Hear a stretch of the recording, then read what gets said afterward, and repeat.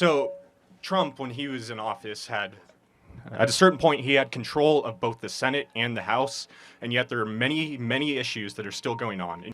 Well, so you bring up a pretty good point and then a not good point. So let me give you the pretty good point. You're right. Trump should have done more with a unified House and the Senate. So Donald Trump did actually fix the border, and he did it without the U.S. Senate or House. He did it through executive orders and through executive direction.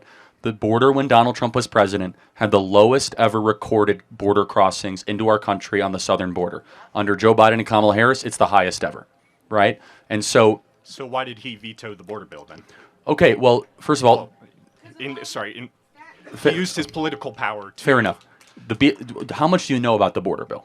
So the border bill was endorsed by the Border Patrol agents, right? First of all, that's not correct. That is correct. No, they came out and they said they totally denounced it. Not Harris. They didn't endorse Harris. They endorsed the bill. No, you can look at Brandon Judd's statement. He said that's one of the greatest misinformation lies. But let's talk about what actually it is. That bill... I can pull it up.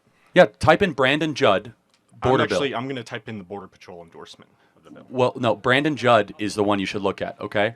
So anyway, what some union says or doesn't say is besides the point. So... But let me ask you this. For getting the Border Patrol's endorsement or not, mass amnesty was in the bill. It would have given amnesty to 10 Border million... Patrol union-backed Senate immigration bill despite Yes. House GOP. Yes. What did Brandon Judd say about that? So the National Border Patrol Council... Right, but that's not the Border Patrol union. Those are two different things, right? They still have their endorsement. And again, you Yes, can't say they're Kamala's... hold on a second. They because, retracted they it soon endorse after. Kamala. Just to be clear, though, it would have given amnesty to 10 million people in this country. Do you think that's a good idea? Potentially, if they're working in this country. You would give amnesty... The majority of illegal immigration, 75% of illegal immigration is overstaying visas. These are 10 million people that came... We're not even talking about the overstay visas. We're talking about people that came across the border. 10 million of them, uninvited. What would you do with them? Give them jobs? If there's room for them to work...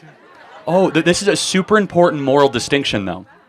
And that's fine. We have clarity, not agreement. You think the people in this audience should have to compete against foreigners for jobs. I think that you have a moral obligation to your own citizens to give them jobs before the people... So you say now, not? Okay. We don't have to worry that you're making a dilemma that doesn't exist. There are more jobs right now in this nation than there was under Trump. Hold on a second. First of all, not well-paying jobs, and they're not keeping up. Why do you think that wages aren't keeping up with inflation?